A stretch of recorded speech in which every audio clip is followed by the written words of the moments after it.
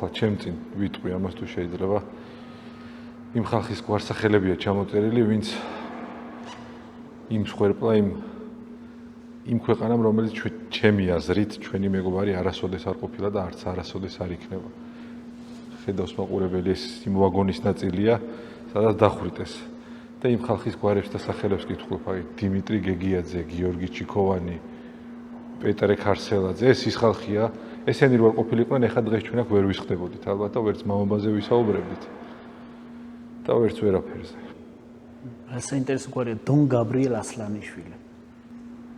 90-იანი წლები იყო ბატონო კობა, რომელმაც პრინციპში ეს თაობა, ეხა ჩვენი თაობა მამების გარეშე შეიძლება ითქვას გაზარდა, იმიტომ რომ მაშინ საერთოდ სხვა საზრუნავი ჰქონდათ მამებს.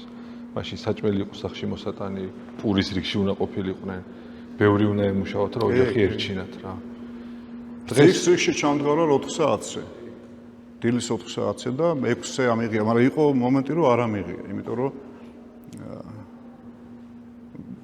ქალბატონებს უშვებდი ხოლმე წინ, ორი ბიჭი თუ იქნებოდით ხოლმე. თან სამხედრო ფორმა რომ ეცვა, მეუბნებოდი თქვენ წინ წაიხო, მე ვთხარი არა და გათავდებოდა რძე არ იყო მეტი და ვერ აიღებდი, იყო ეგეთ შემთხვევა. აი მაინტერესებს ზუსტად მაგ დროს რას გრძნობს მამა, როცა სახლში მიდის ხელცარიელი და სიტყვაზე ვერ მიაქვს პური, ვერ მიაქვს რძე.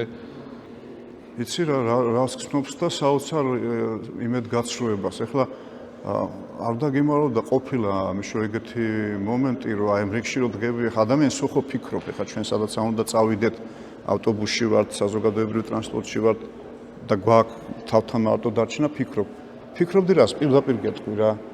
კაი, შენ ხო აგერია ცხოვრება და ომი და უბედურებაა და ისა და სწორი ვიყავი, რომ ახლა შვილი გავაჩინეთ ესეთ ვითარებაში. ეხლა მკრეხელობა ღმერთისგან არის ყველაფერი, მაგრამ ფიქრობდი რა იქნება, როგორ საქართველოში იქნება და მაგრამ მე უკვე ერთი წლის შემდეგ მეორე შვილის რო გაჩნდა, მე მივხვდი რომ ეს არ არის მარტო ჩემი ნება და საბუნებრივი პროცესი.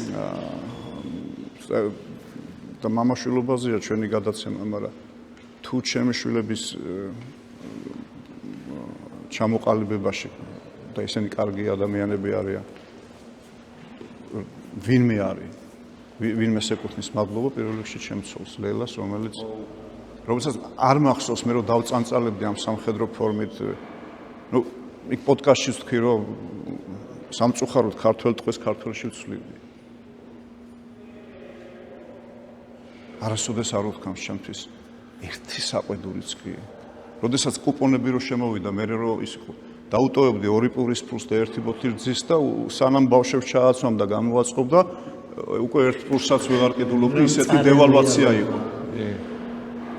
ახლა წარმოგიდგენი ესეთ ვითარებაში სულ ფიქრობდი იმაზე, რომ რაღაცა შენ ხო აირიე ცხოვრება და რაღაცა ესეთი მძიმე ვითარებაა და კიდე აგერ შვილების ამბავი როგორ იქნება, მაგრამ მადლობა ღმერთს, რომ ყველაფერი კარგად განვითარდა.